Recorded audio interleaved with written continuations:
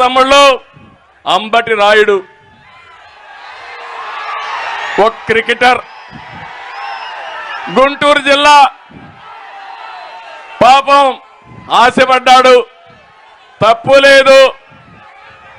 జగన్ మాయగాడున్నాడు, మాయ చేశాడు. నీ గుంటూరు పార్లమెంట్ ఇచ్చేస్తా అన్నాడు, పోయి పని చేసుకోమన్నాడు. ఏం తమ్ముళ్ళు అంతవరకు బాగానే ఉందా? ఇంకొకరిని పిలిచి నీకు ఇస్తా అన్నాడు, ఆ పేరు నేను చెప్పను. దాంతో ఇతనికి అర్థమైపోయింది, దాంతో ఆయన నైజం అర్థం చేసుకున్నాడు. వచ్చే ఎన్నికల్లో వైసీపీ క్లీన్ బౌల్డ్ అని అనుకొని అక్కడి నుంచి ఫీల్డ్ లేక్ ఎంటర్ కాక మునిపే పారిపోయాడు. అవునా కాదా? ఇది మీ అందరికి అర్థమైందా నేను అడుగుతున్నా. ఈ రాష్ట్రంలో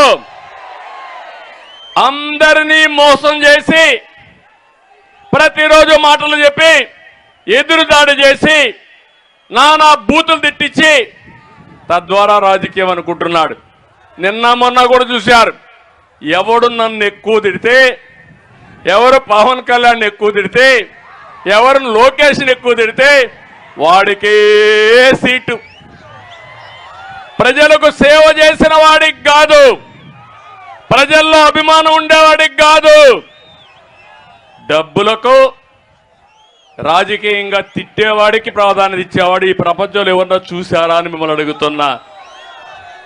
ఇప్పుడు ఇక్కడ చూశారు విజయవాడలో, విజయవాడ వెస్ట్ ఆడొక ఎమ్మెల్యే ఉండేవాడు, ఇప్పుడు ఉన్నాడు కొబ్బరి చిప్పల మంత్రి. అవునా కాదా? ఆ కొబ్బరి చిప్పల మంత్రి మొత్తం ఎండోమెంట్స్ అంతా అప్రతిష్ట పాలు చేశాడు. ఇప్పుడు ఆ కొబ్బరి చిప్పల మంత్రి వెస్ట్ లో వేస్ట్ అయ్యాడు, సెంట్రల్ లో బెస్ట్ అయిపోతాడు. ఏం తమ్ముళ్ళు ఒప్పుకుంటారా మీరు? అక్కడ వేస్ట్, ఇక్కడ బెస్ట్. ఎక్కడ ఎవడు చెప్పాడు జగన్ నీకు ఇవన్నీ? ఏ స్కూల్లో చదువుకున్నావు జగన్మోహన్ రెడ్డి అని అడుగుతున్నా నేను ఈరోజు.